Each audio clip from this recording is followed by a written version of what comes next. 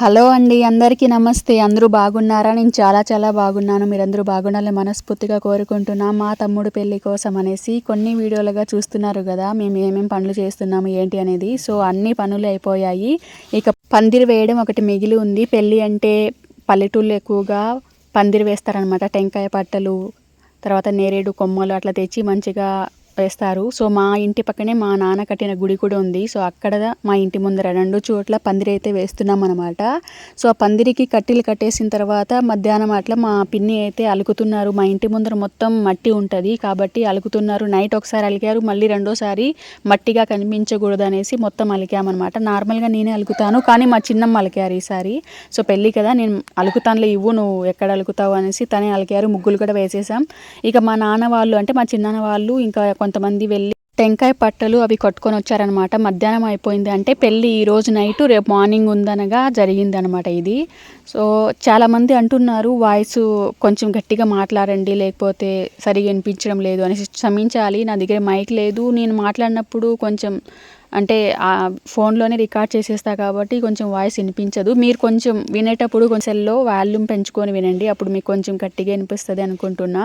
So video కూడా కొన్ని పనులు మేమే చేసుకోవాల్సి వచ్చింది కాబట్టి వీడియో కూడా అక్కడక్కడ కొంచెం సరిగా ఉండదు. మా చిన్నపిల్లలు ఉన్నారనమాట, వాళ్ళ దగ్గర ఇచ్చేసినప్పుడు వాళ్ళు కొంచెం సరిగా తీసకుండా బ్లర్ చేయడం, లేదు అంటే షేక్ చేయడం అట్లా చేసింటారు. ఏమనుకోవద్దండి, కొంచెం పెళ్ళి కదా బిజీగా ఉండటం వల్ల నేను కొన్ని తీసా.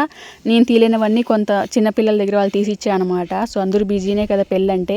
సో మా చిన్నాన్న ఇంకా 2-3 కలిసి మొత్తం పందిరి అయితే వేస్తున్నాము. నార్మల్గా చిన్నగానే చేస్తున్నాం పెళ్ళి. సో ఎక్కువ మందిని ఏం పిలిచడం లేదు టెంపుల్లో కాబట్టి. ఇంకా పందిరి అయితే కన్ఫామ్గా వేయాలి కాబట్టి సో పందిరి అయితే టెంకాయ పట్లు మొత్తం కట్టి మంచిగా వేస్తున్నాం. చాలా హ్యాపీగా ఉంది. ఫస్ట్ మా తమ్ముడు పెళ్ళి మా ఇంట్లో.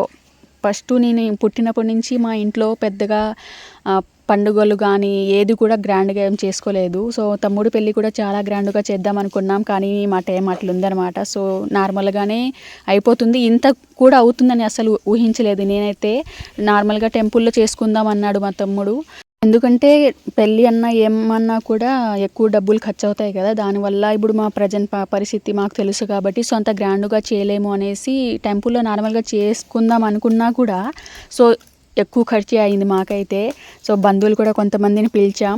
తర్వాత ఇంటికి పెయింట్ అసలు కొట్టించకూడదు అనుకున్నాం, ఇంటికి పెయింట్ కొన్నాం, ఇంట్లో కొన్ని వస్తువులు తెచ్చాం. ఇలా చాలా అసలు అనుకోకుండా అన్నీ జరిగిపోయాయి.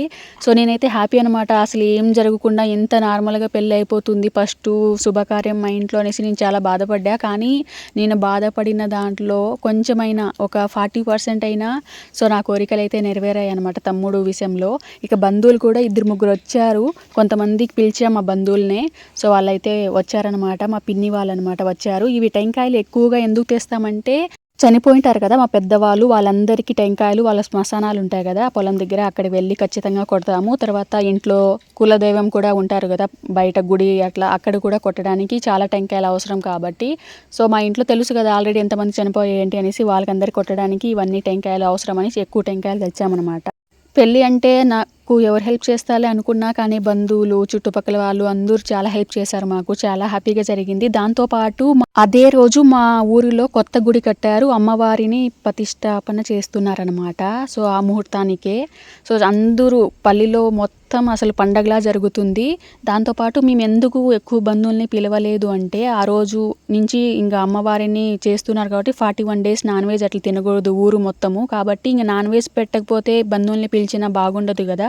సో చాలామంది పెళ్ళికి అంటే నాన్ వెజ్ ఉంటుంది అనేసి వస్తుంటారు కాబట్టి దానికోసమని ఎక్కువ బంధువులను కూడా పిలిచలేదు. అంటే మేము ఇప్పుడు పెళ్ళి నార్మల్గా చేస్తున్న తర్వాత మంచిగా 1 year అట్లా గడిచిన తర్వాత చేస్తామన్నమాట. మళ్ళీ చెప్తాను ఇంకో వీడియోలో ఎట్లా చేస్తాం ఏంటి అనేది. సో ఇంకా మా తమ్ముడే మొత్తం చూసుకోవాల్సి వచ్చింది కాబట్టి తను ఇంకా నేను మొత్తం పూజకు కావాల్సినవి మా అమ్మ వాళ్ళ దగ్గర వెళ్ళి ఖచ్చితంగా కొట్టేసి రావాలి, చనిపోయారు కాబట్టి తను రాలేదు. పెళ్లి పనులు తనే ఒకడే ఉండి చూసుకోవాల్సి వచ్చింది కాబట్టి తను నైట్ అయిపోయింది. సో తను నైట్ మళ్ళీ వెళ్ళి మా చనిపోయిన మా అమ్మ వాళ్ళ దగ్గర టెంకాయలు అవన్నీ కొట్టుకొని వచ్చిన తర్వాత ఇంట్లో మొత్తం పూజ చేసిన తర్వాత ఇంకా మెహందీ పెట్టాలి. మర్చిపోయాం మేము అసలు తనకి ఇట్లా గోరింటా పెట్టాలనే విషయం మర్చిపోయాం. అప్పటికప్పుడే రెడ్ హెన్నా తెచ్చి సో మా బంధువుల అమ్మాయి అనమాట తను కొంచెం వచ్చినట్లు పెడుతుంది, కొంచెము అంటే రెడ్ కాబట్టి త్వరగా పడుతుంది కదా, పండుతుంది అనేసి పెట్టేస్తున్నాం అనమాట. ఇంకొక సైడు మేము భోజనాలు కూడా పెడుతున్నాం, పప్పు అన్నం రసం పెరుగు పచ్చడి అట్లా చేసి ఊళ్ళో అందరికీ పిలిచి భోజనాలు పెడుతున్నాం. ఆ రోజు చాలా హడావిడిగా ఉంది, ఎందుకంటే పల్లిలో దేవుణ్ణి అమ్మవారిని పెడుతున్నారు, అందరూ మంచిగా పెద్ద పండుగలా చేస్తున్నారు. మా ఇంట్లో చూస్తే పెళ్ళి, బంధువులు కూడా కొంతమంది వస్తున్నారు. నాకు అసలు టైమే లేదనమాట, వీళ్ళకి ఆ పని ఈ పని అనేసి నేను చేయడానికి అసలు మొత్తం తిరగడమే సరిపోయింది నా పని. ఈ వీడియో కూడా మా చెల్లి ఉన్నింది కదా, మా బాబాయ్ కూతురు, తను తీసిందనమాట. సో భోజనాలు పెట్టడం, తర్వాత ఏమన్నా అవసరం వస్తే అందించడం అట్లా జరిగిపోయింది. పెళ్ళి కాబట్టి ఎక్కువ పనులు ఉంటాయి కదా. సో నాకైతే చాలా హ్యాపీగా అనిపించింది, కష్టం అసలు అనిపించలేదు, చాలా చాలా హ్యాపీగానే ఫీల్ అయ్యా. తమ్ముడు పెళ్ళి కాబట్టి. సో తనకైతే రెడ్ హెన్నా అయితే పెడుతున్నారు. మా ఇంట్లో చిన్నాన్న ఉన్నారు, చిన్నాన్న బంధువులు అట్లా రిసీవ్ చేసుకోవడం, వాళ్ళకి భోజనాలు పెట్టడం అట్లా చూసుకుంటూ ఉన్నాం. సో తమ్ముడే ఇంకా పెళ్ళికి సంబంధించి అన్ని పనులు చూసుకుంటూ ఉన్నాడనమాట. సో తనకి మెహందీ పెట్టడం అయిపోయింది. నెక్స్ట్ వీడియోలో తనకి హల్దీ రాస్తారు కదా, సో మా ఊళ్ళో మా విలేజ్లో ఎట్లా రాస్తాం, ఎట్లుంటుంది అనేది నెక్స్ట్ వీడియో బాగుంటాయి అనమాట. మా సైడు మంచిగా చేస్తారు, చూడ్డానికి బాగుంటుంది, మా లాంగ్వేజ్ ఎట్లా మాట్లాడుకుంటాం ఎట్లుంటుంది అనేది కొత్తగా ఉంటుంది, తెలుగు కాదు కాబట్టి కొంచెం కొత్తగా ఉంటుంది. సో నెక్స్ట్ వీడియోస్ అన్నీ పోస్ట్ చేస్తూ ఉంటా, తప్పకుండా వీడియో మొత్తం చూడండి, నచ్చితే ఖచ్చితంగా లైక్ ఇవ్వండి. సో అక్కడక్కడ కొంచెం మా వీడియో క్లారిటీ లేకపోయినా, వాయిస్ క్లారిటీ లేకపోయినా క్షమించండి, కొంచెం పెళ్ళి హడావిడిలో సరిగా తీయలేదు. సో మీకు అందరికీ మంచిగా వీడియో అంటే మేము ఎట్లా పెళ్ళి ఎట్లా చేస్తాం, ఎట్లా ఆచారాలు ఎట్లుంటాయి అనేసి మంచిగా చూపిద్దాం అనుకుంటాం, కానీ కొన్ని అంటే మనం క్లారిటీగా తీసేదానికి అప్పుడు మనం తీస్తే మంచిగా తీస్తాం, కానీ వేరే వారికి ఇచ్చింటాం కదా, సో దానివల్ల సరిగ్గా తీసిండరు. సో ఏమనుకోకండి. చాలామంది నన్ను చాలా సపోర్ట్ చేస్తున్నారు, నిజంగా మీ సపోర్ట్కి చాలా చాలా కృతజ్ఞతలు. ఇలాగే నన్ను ఎప్పుడు సపోర్ట్ చేయాలని మనస్ఫూర్తిగా కోరుకుంటున్నా. ఈ మెహందీ అయితే 2 చేతులకు మా తమ్ముడికి పెట్టేసామన్నమాట, కాళ్ళకి కూడా పెడదాం అనుకున్నాం. సో కాళ్ళకి టైం అయిపోయింది, అప్పుడే 8:30 అట్లా అయిపోయింది. మేము అక్కడ 2:30 లోపు అంటే 12కే వెళ్ళిపోవాలి, తర్వాత 2:30కి ముహూర్తం అట్లా ఉందన్నమాట. సో దానికోసమని టకటక జరుగుతున్నాయి, ఇంకా హల్దీ పెట్టాలి ఎప్పుడు అనేసి ఇంకా త్వరగా అయితే హ్యాండ్కి అయితే 2 హ్యాండ్స్కి పెట్టేశారనమాట మెహందీ. ఇంకొక సైడు భోజనాలు పెడుతున్నాం మా పిన్ని వాళ్ళ ఇంట్లో. సో పల్లి వాళ్ళందరికీ పిలిచి పెడుతున్నాం అనమాట. ఇంకొక సైడ్ ఏమంటే పళ్ళు అందరికి చెప్పేసి రావాలి, హల్దీ పూయాలి, సో అందరూ రండి అనేసి వాళ్ళకు కూడా చెప్పేసి రావాలి. సో అట్లా తిరగడానికి చాలా టైం అయితే పట్టింది.